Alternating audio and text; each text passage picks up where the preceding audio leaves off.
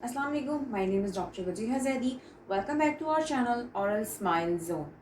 आज की जो हमारी वीडियो है उसमें हम बहुत इंपॉर्टेंट टॉपिक्स को डिस्कस करेंगे, लेकिन ये वो टॉपिक्स हैं जिनको सबसे ज़्यादा निगलेक्ट किया जाता है, इन पे कोई तवज्जो नहीं दी जाती। लेकिन अगर आप इन्हें अपनी रूटीन में शामिल करें तो आपके दांत बहुत बेहतर हो सकते हैं, आपकी ओरल हाइजीन बहुत एक्सीलेंट हो सकती है। वन बाय वन हम इनको डिस्कस करेंगे। आप एक चेकलिस्ट बना लें कि कौन कौन सी चीज़ें ऑलरेडी आपकी रूटीन में शामिल हैं और कौन कौन सी चीज़ें आपने अपनी रूटीन में अभी शामिल करनी है ताकि आप बेटर ओरल हेल्थ हासिल कर सकें। सबसे पहले मैं मेंशन कर देती हूँ कि हम कौन कौन सी चीज़ों को आज की वीडियो में डिस्कस करेंगे। नंबर वन, हम ये डिस्कस करेंगे कि आप एक दिन में कितनी दफ़ा ब्रश करते हैं, 1 दफ़ा, 2 दफ़ा, 3 दफ़ा। सेकेंड, हम ये डिस्कस करेंगे कि जब आप एक दफ़ा ब्रश करते हैं तो आप कितनी देर के लिए ब्रश करें, लाइक कितना टाइम आप ब्रशिंग को दे रहे हैं। नंबर थर्ड, हम इस बात को डिस्कस करेंगे कि आप अपने टूथब्रश को कैसे साफ़ करते हैं, कैसे डिसइंफेक्ट करते हैं, या मैं आपको तरीके बताऊंगी जैसे आप कर सकते हैं। And the last one is कि आप अपना टूथब्रश कितने अरसे में तब्दील कर लेते हैं, तो कितने अरसे में तब्दील करना चाहिए। आइए इनको वन बाय वन डिस्कस करते हैं। नंबर वन, हम ये देखेंगे कि आप एक दिन में कितनी दफ़ा ब्रश करते हैं। एक दिन में ये रिकमेंडेड है कि आप 2 दफ़ा ब्रश करें, मगर अगर आप 1 दफ़ा भी ब्रश करते हैं तो इट्स ओके, बट रिकमेंडेड अगर आप यूज़ करेंगे तो आपकी ओरल हेल्थ ज़्यादा बेटर हो जाएगी। अब कब कब दिन में कौन कौन से औकात ऐसे हैं जिनमें आपको ब्रश लाजमी करना चाहिए। नंबर 1, आपको नाश्ते के बाद लाजमी ब्रश करना चाहिए, और उससे भी ज़्यादा क्रूशियल है कि आप रात को सोने से पहले ब्रश लाजमी करके सोएं। अब सुबह को ब्रश करने के लिए क्यों कहा जाता है? देखिए, सुबह जब आप नाश्ते के बाद ब्रश करेंगे तो जो भी फूड पार्टिकल्स लगे हुए होंगे वो सारे साफ़ हो जाएंगे, आपकी जो ब्रेथ है वो बहुत फ्रेश रहेगी, और सारा दिन जब आप खा रहे हैं, पी रहे हैं, आप गुजार रहे हैं, लाइक आपने रात का ब्रश किया हुआ है, सुबह आपने नाश्ता कर लिया है और रात तक आपने ब्रश नहीं किया, तो एक लेयर सी हमारे दांतों के ऊपर जम जाती है, एक जिसको हमारी इस्तिलाह में बायोफिल्म कहा जाता है। वो एक प्लेटफॉर्म है जिसके ऊपर आहिस्ता आहिस्ता प्लाक, यानी जो जरासीम है, जो फूड पार्टिकल्स हैं, वो सब जमना शुरू हो जाते हैं। वो एक प्लेटफॉर्म है जो पहले प्लाक को जमाएगा, उसके बाद उसके ऊपर कैलकुलस जमना शुरू हो जाएगा। कैलकुलस मीन्स पत्थर पत्थर की तरह जो फूड पार्टिकल्स हैं वो हार्ड हो जाएंगे। ठीक है, आप ये मेंशन भी कर सकते हैं, आप ये देख भी सकते हैं कि जब सारा दिन गुजरे, रात को आप अपनी ज़बान अपने दांतों पे फेरें तो आपकी जो दांत होते हैं वो रफ फील होंगे, आपको वो उतने स्मूथ और मुलायम आपको महसूस नहीं होते। दूसरी बात यह कि अगर आप सुबह ब्रश कर रहे हैं, एक तो आप प्लाक के जो बनने का प्रोसेस है आप उसको हिंडर कर देते हैं। दूसरी बात यह है कि ऑब्वियसली आपकी जो फ्रेश ब्रेथ है वो फ्रेश रहेगी, सारा दिन आपका अच्छा गुजरेगा। जो सबसे ज़्यादा इम्पॉर्टेंट चीज़ है वो है रात को ब्रश करना। रात को ब्रश करना इतना ज़रूरी क्यों कहा गया है? रात को ब्रश करना इसलिए ज़रूरी है कि जब आप सो जाते हैं तो जो बैक्टीरियाज आपके मुंह में है उनकी एक्टिविटी जो है वो स्पीड अप हो जाती है, उनका जो मेटाबॉलिज्म है, जो उन्होंने अपना सिस्टम चलाना है, वो रात को बहुत स्पीडीली होता है। जो भी फूड पार्टिकल्स आपके दांतों के ऊपर होते हैं उनको उन्होंने डिसॉल्व करना है, स्मॉल पार्टिकल्स में लाना है, और फिर उन्होंने अपनी मशीनरी उससे चलानी होती है। तो जो एसिड वो प्रोड्यूस कर रहे हैं वो फूड पार्टिकल्स को तो ब्रेक डाउन करेंगे ही, लेकिन साथ ही वो आपके दांत को भी डिसॉल्व करेंगे। That is a very strong acid. Aahista Aahista वो एसिड प्रोड्यूस करते रहेंगे और आपका दांत जो है वो डिसॉल्व होता रहेगा, और जैसे कहते हैं कि कीड़ा लग गया, वहाँ पे कैविटी बनना शुरू हो जाएगी। सबसे ज़्यादा जो है इसलिए कहते हैं कि रात को आपने ब्रश लाजमी करना है। जो हमारा थर्ड टॉपिक है, थर्ड टॉपिक ये है कि आप अपने टूथब्रश को कैसे, उसका सफाई का ख्याल कैसे रखते हैं, आप उसको साफ़ कैसे करते हैं, आप उसको कहाँ पे रखते हैं।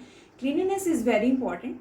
अपने टूथब्रश को सबसे पहले ये रिकमेंड किया जाता है कि आपने इसको वॉशरूम में नहीं रखना।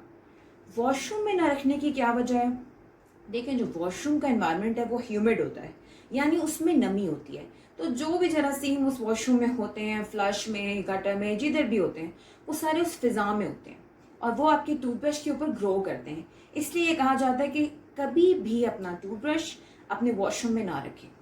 नंबर सेकंड, जो बहुत कॉमन गलती हम करते हैं, अपनी तरफ से तो हम उसको बहुत सेव कर रहे होते हैं, but basically it is a huge mistake. वो ये है कि हम फ़ौरन ब्रश करके उसको वॉश करके उसको कैप कर देते हैं, कैप करके रख दिया कि अब ये सेफ़ हो गया। एक्चुअली वो सेफ़ नहीं है, बल्कि मज़ीद जरासीम को ग्रो करने का गढ़ बन जाता है। किस तरीके से? अभी मैंने आपको मेंशन किया, जो हमारा बाथरूम का एनवायरनमेंट होता है, वॉशरूम का एनवायरनमेंट होता है, ह्यूमिड होता है, नमी है, उसमें ऑलरेडी बहुत जरासीम होते हैं।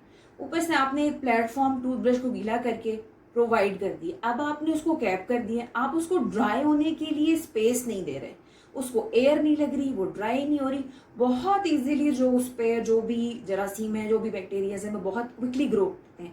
और आपका जो टूथब्रश है बहुत ज़्यादा उस पर जरासीम होते हैं, अगर आप उसको कभी चेक करवाएं किसी लैब वगैरह से तो उस पर बहुत ज़्यादा, स्पेशली जो कहते हैं ई कोलाई, यानी जो फीकल मैटर होता है आपका, तो उसके जो अंदर जो जरासीम है वो आपके टूथब्रश पे ग्रो कर रहा होता है। तो कभी भी एक तो उसको वॉशरूम में ना रखें, उसको कैप मत करें, उसको ड्राई होने दें, ड्राई होगा तो ये बेटर रहेगा। जो अब क्लीनिनेस की बात आती है कि आप इसको डिसइंफेक्ट कैसे कर सकते हैं, तो हम सब के वॉशरूम्स में कॉमन है mouth washes. Mouth washes antiseptic होते हैं, एंटीबैक्टीरियल होते हैं। आप उसको एक ढक्कन में या इस तरीके से आप उसको भर के रखें कि आपका टूथब्रश के जो ब्रिसल्स हैं उसके अंदर जो है वो सोक हो जाए पूरे तरीके से। वो एंटीसेप्टिक है, एंटीबैक्टीरियल है, वो उसको क्लीन कर देगा। 5 मिनट रखें, आधा घंटा रखें, आपकी मर्जी, जितना लॉन्गर रखें उतने अच्छे रिजल्ट्स होते हैं, ताकि बेटर रिजल्ट्स हों और कंफर्म हो जाए कि बैक्टीरियाज वगैरह की ग्रोथ जो है वो ख़त्म हो चुकी है। बाकी इस तरह के कोई भी एंटीसेप्टिक सॉल्यूशंस वगैरह जो हैं जो आप यूज़ कर सकते हैं, तो इससे आप अपने टूथब्रश को जो है उससे आप उसे डिसइंफेक्ट करें और you are good to go. और इट इज़ रिकमेंडेड कि आफ्टर एवरी फ्लू और इस तरह की कोई भी चीज़, अगर आपको ऐसा फ्लू वगैरह हो गया है तो आपने उसके बाद अपने टूथब्रश को चेंज करना होता है। वाई? क्योंकि जो आपके जरासीम फ्लू के हैं आपके अंदर वो आपके टूथब्रश में रह जाते हैं, वो ग्रो करते हैं और बहुत इजीली दोबारा से आपको फ्लू हो सकता है। आप ये नोटिस करेंगे फ्लू के बाद अगर आप टूथब्रश वही यूज़ कर रहे हैं तो दोबारा से भी आपको फ्लू हो सकता है। तो इट्स बेटर कि आप उसको डिस्कार्ड करें, आप एक नया टूथब्रश खरीदें। It's very easy. तो आप इस तरह से अपने टूथब्रशेस को डिसइंफेक्ट कर सकते हैं।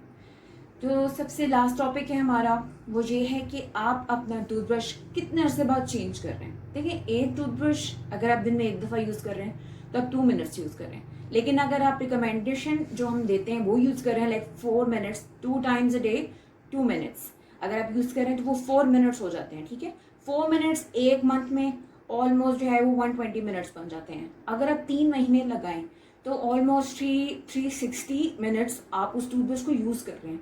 360 मिनट्स आपने एक टूथब्रश को यूज़ किया है। आप खुद इमेजिन कर सकते हैं कि उस टूथब्रश का क्या हाल हो जाता है। जो उसके ब्रिसल्स होते हैं वो जिस एंगल में उनको बनाया जाता है उसकी एक रीज़न है। ठीक है, उसी एंगल पे रह के 90 डिग्री के एंगल पे जब वो आते हैं तो वो ज़्यादा इजीली आपके दांतों को साफ कर सकते हैं।